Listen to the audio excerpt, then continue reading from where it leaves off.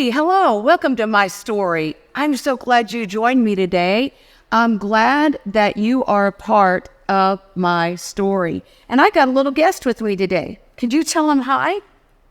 Can you say hi? Hi. This is Miss Audrey, and she is here being a part of her nanny's story for a few weeks, right? Where are we going next week? To Disney World. What are we going to do at Disney World? We're going to get a dog, see the princesses. Oh, we are? Have you had fun since you've been here? Have you? But you really want to go play with your friends, don't you? Yeah. Okay, tell everybody bye. Bye.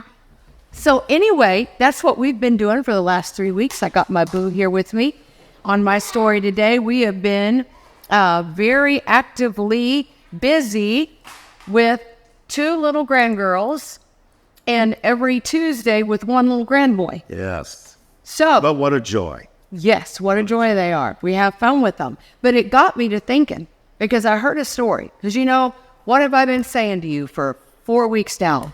Man, I'm so busy. How am I going to get all this done? We got to go here. We got to go there. How am I going to get this done? Help! Right? Yes, you have. You have. Probably sometimes I've been like, where are you at? And sometimes I've been thinking, let's send these kids back home then. It has been 4 weeks of pure joy. It has. We've had a wonderful time with It has. What did we do yesterday? We went to the zoo yesterday, and we rode these. They had these motorized scooters in the shapes of animals, and I got the unicorn, And I got the panda. and you got the panda bear, and we were going through the zoo on these motorized scooters. But you know what? That was the most fun the zoo's ever been to me. Yeah, it was. Sometimes our zoo, the animals are missing. Yes. I'm excited because, next time we plan it again, we already know that we'll make sure we got reservations on those. We'll get the scooters. It was such a good time, wasn't it? We had a wonderful time at the zoo yesterday.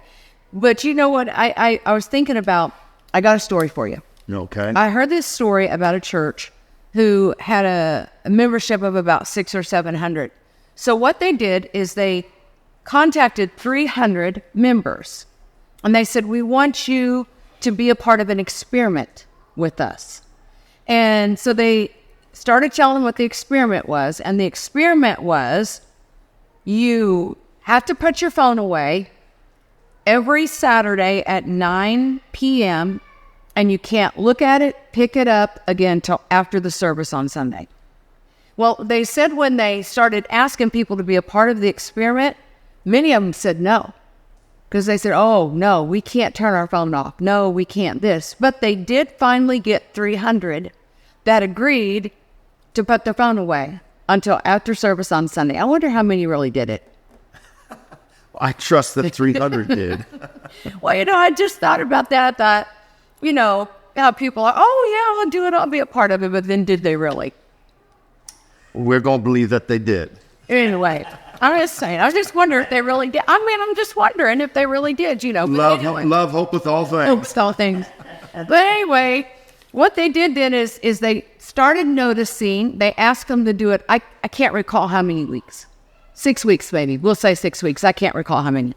And so they started noticing that on Sunday mornings, there began to be a difference in the 300 people who were putting their phones away. Wow. They started noticing that those 300 people were to church on time.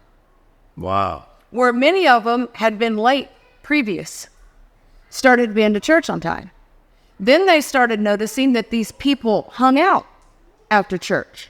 They weren't rushing straight out the door. Then they began to notice in worship service that something began to happen, like you might have a section where there might have been 100 of the 300. They'd find themselves on their knees with their hands in the air. Wow, yeah. Wow. And, they just started noticing a lingering happening with these people who took on this experiment and followed through with it, that everything changed in their pursuit of God. And they said at the end of the experiment, what they discovered, honey, I thought this was so good. What they discovered was people are not as busy as they want you to believe. Rather, they're occupied. Wow. So that would sound to me almost like their mind keeps on going. And that's where they're occupied. It's not that they're so busy. It's just that their mind never shuts down. Their mind never takes a break. It also made me think about how that, remember in Isaiah chapter 6, the Bible says that Isaiah said, I saw the Lord high and lifted up in the temple. In the what? In the temple. In the In the church. And I get thinking about the temple. We got a temple. We got 2 temples. And what's going on in the temple can keep you occupied. It's not that you're all that busy. It's just that you're occupied. And there's nothing that can occupy us like Facebook and Messenger and the phone. And I know even in our meetings, you can look over the audience and there's always going to be somebody, you can see them where they're texting up a storm. They're occupied. The phone has occupied their time, even in church. Yeah, so even in church. So when does the Lord get a chance to be high and lifted up? In the temple. Because sometimes you want undivided attention, right? I do. Right? I love it. So like if you're talking to me, I'm supposed to be doing this. No, not that. But I do want to know that you're listening, that you're not looking at something else. Exactly. And if I have my phone out, you'll be like, never mind. That's right. Oh, and I hate it when you do that. When you do your hand like that, say, never mind. And I'll be like, excuse me, I can do 2 things and listen at the same time. And what do you say? What do I say? You say, Angela Jean, if you're on that phone, you are not listening. Because your attention is still divided. Because I'm occupied. You're occupied. But I'm not occupied with you. That's right. I'm occupied with whatever it is I'm looking or reading. Amen. Let's just be honest. We get on social media to see what everybody's doing, right? Right? I want to see what you're doing. I want to see what my friends are doing. I want to know what the next church ministry's doing. What are they doing? What could we maybe do? We all get things off of it. So and then where's the next sale for the next pair of shoes? Well, maybe so. That too. Next recipe, all kinds of things like that. But it did, in all seriousness, it did get me to thinking that if people put their phones down from 9 o'clock in the evening on Saturday until service is let out till 12 or 1 on Sundays, and it caused them to be on time. Wow. Caused them to put more into their worship. Caused them to linger because, nowadays at church, people usually come in at church time and they're gone as soon as the last amen said. People don't fellowship. So look at this then. What we're saying by that is, why didn't they do that before? Prior. They were occupied. Their mind was occupied. So, Luke 10:40, but Martha, overly occupied and too busy, was distracted with much serving, and she came up to him and said, Lord, is it nothing to you that my sister has left me to serve alone? Because she was occupied.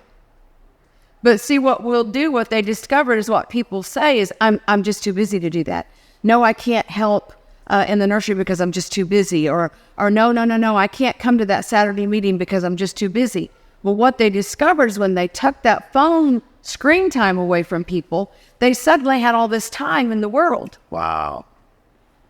Right? Yes, they de-escalated in their mind. Yeah. There's a whole lot of more space that they could work with, but they couldn't when they were so occupied. That space was all taken up. And there was, what we got to be careful of, then there's no room for the Lord. But it's not just the Lord. Sometimes there's no room for your spouse. No room for your spouse. Children. No room for your children. No room for your grandchildren. Because one of the things that we've made a conscious effort of since we picked them up at the 1st of June is that I'm clearing my schedule for them. I love the ministry. I love the people of God.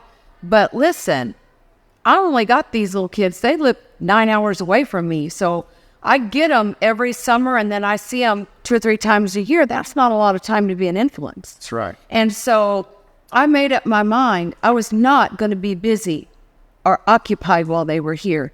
I was going to take the time to go to the zoo and ride a panda bear. I was going to take the time to go to the pool when I didn't want to go to the pool. You know, I was going to take the time to throw water balloons. Oh, my Lord. And did we talk about the water balloons? I was going to make that time, put away the phone, and not be occupied with trivial things that don't mean anything. Because then what you find yourself doing is saying, I've been so busy today, when in reality, I wasn't busy. The kids were tearing up the house and I was sitting there scrolling or texting or looking or reading. You know, and I think it's just so important that, you know, as we go through life, that we examine ourselves and we say, am I really busy or am I just occupied? Yes, that's good. I don't want to be occupied and miss out. You know, I don't want to miss out on the little things. I don't want to miss out on these little girls, you know. What is it Audrey said, the one that you just seen? She said, oh, by the way, I'm not scared anymore. You know, just little statements like that. Or go into Walmart and talk to a little girl and say, oh, Nanny, I made a friend today. You know. You know, since we're talking about our grandkids, it was so awesome yesterday. Was it yesterday? I believe. That was in Price Chopper. Oh, yeah. And Mia seen some money on some dollars on the floor. Not just some dollars, just $45. And she said, Nanny, there's some money. And you at first got her, come on, and then you looked over and said, there was money. Really money. So you went over and got it. And the minute you got it, we seen it was $45, two 20s and a 5. Uh-huh. And so I immediately thought, oh my goodness, somebody has dropped this.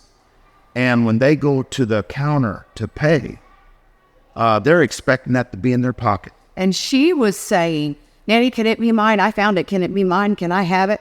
And I put it in my pocket and I said, no. So I immediately went up to the registers, and you guys went ahead and went shopping, and I'm up at the register, and while I'm at the register, I'm pacing back and forth. There's about eight to 10 registers up there, so I'm pacing back and forth, and I'm looking for anybody that shows that they're looking for something that they've lost. And I paced back and forth for a while, and finally a lady came up, and she had her stuff on the runner there, and then she went to reaching for it, and she couldn't find it. As she begins to look around, she said, I know I had it. So I walked up to her. I said, did you lose some money? She said, yes. I said, how much money did you lose? Because you wasn't just going to give it to anybody. She said, $45. I said, I've got it. And what was so awesome, I missed something, but it was awesome. I went back around. I said, I got to go find my wife because you had the money. We were with the girls. So I went and found you. When I got the money from you and I'm heading back up, Audrey come flying around the corner. You had released her. Well, when she did, Mia came flying around. Because they wanted to see the woman.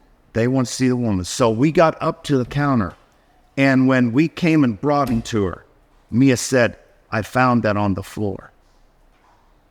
And it was a moment for the kids. Yes. That was phenomenal. And I wish I'd have known that more. I would have given the money to Mia and said, Mia, you found this, you give it to her. Yeah. I wish I'd have done that. But nonetheless, it was an impactful moment upon our granddad. They were so excited. They come running back to me and they said, Nanny, we found her. And there she is. And she's the woman in the blue shirt. And she has a little girl. Nanny, she's a Christian. Yes. You know, it impacted them because she was already making plans for that money. That's right. You know, because we were going to go buy fireworks. Oh, she's yes, gonna, yes. You know, she was going to buy some fireworks. And I said, no, we have to wait just a minute. But you know what? We can take that right back around to being occupied. If I would have been so preoccupied or busy trying to get through Price Chopper, to get out of Price Chopper, to get on with my day, I could have done what a lot of folks do. Oh, God left that money there for me. Other times we are people, you know, leave Walmart and say, oh, they didn't charge me the right. Oh, God did that. No, God didn't do that. God did not do that. Come on, stop. That's not true. That God didn't do that. You did that, and you ought to turn around and go back in and pay for it. You know, because that was a mistake. But, you know, if I can say anything to you today, stop being occupied with things that don't matter and saying you're busy. Because whether you know it or not, your story can begin to write itself. Busy, busy, busy. Oh, I didn't enjoy that because I was busy. No, I didn't do that either because I was busy. Oh, no, I didn't be a part of that either because I was busy. Were you busy?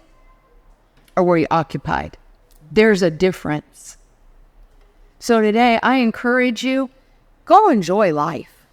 Go enjoy your kids.